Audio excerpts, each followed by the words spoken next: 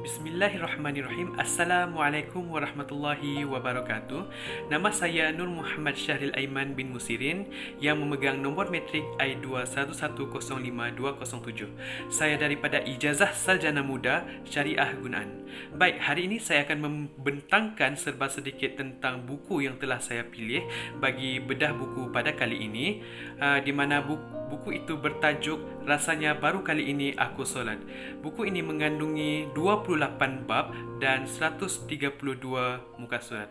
Baik, buku ini menceritakan tentang khusyuk, di mana khusyuk adalah kunci dari sifat istiqamah dengan segala bentuknya. Ia juga pintu hidayah untuk semua anggota badan.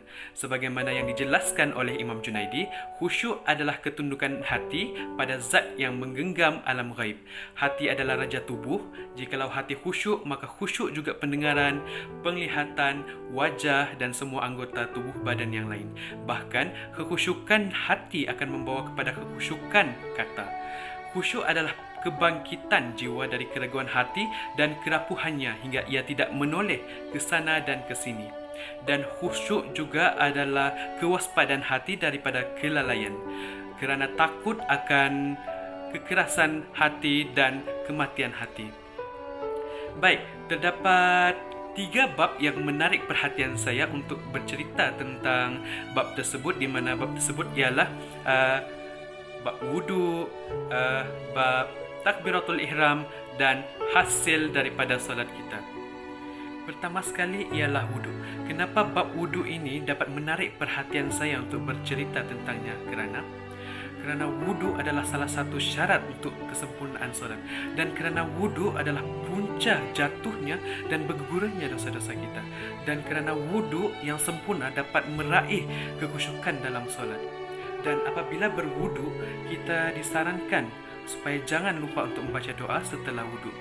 Kerana ada salah satu hadis yang diriwayatkan daripada Uqbah bin Amir radhiyallahu anhu, daripada Nabi Muhammad sallallahu alaihi wasallam, baginda bersabda, tidak seorang pun daripada kamu yang berwudu dan melebihkan basuhannya kemudian berdoa, asyhadu an la ilaha illallah wa anna Muhammadan abdullahi wa rasuluh, yang bermaksud, aku bersaksi bahawa tiada Tuhan yang disembah melainkan Allah Subhanahu wa taala, dan Muhammad ialah hamba Allah Subhanahu wa taala dan utusannya, kecuali akan dibuka baginya pintu-pintu syurga yang 8 dan dia berhak masuk dari pintu mana yang dia mahu. Hadis riwayat Muslim. Dan seterusnya, apabila berwudu, kita harus tanamkan niat dalam hati kita untuk membersihkan diri daripada 3 perkara, iaitu syirik kepada Allah, dosa dan kotoran. Baik, bagi bab yang kedua ialah takbiratul ihram, di mana takbiratul ihram ini kita perlu perbaharui kesungguhan kita dan kosongkan hati kita daripada perkara-perkara selain Allah Subhanahu wa taala, dan buanglah kesombongan dan hal-hal yang sejenisnya dari hati kita. Dengan takbiratul ihram itu, berniatlah untuk mengagungkan Allah Subhanahu wa taala. Maka bila kita mengaplikasikan perkara tersebut dalam solat kita, nescaya kita akan meraih kekhusyukan dalam solat kita, insya-Allah. Dan bab yang ketiga pula ialah hasil daripada solat. Bila mana solat kita sempurna, kehidupan kita juga akan sempurna.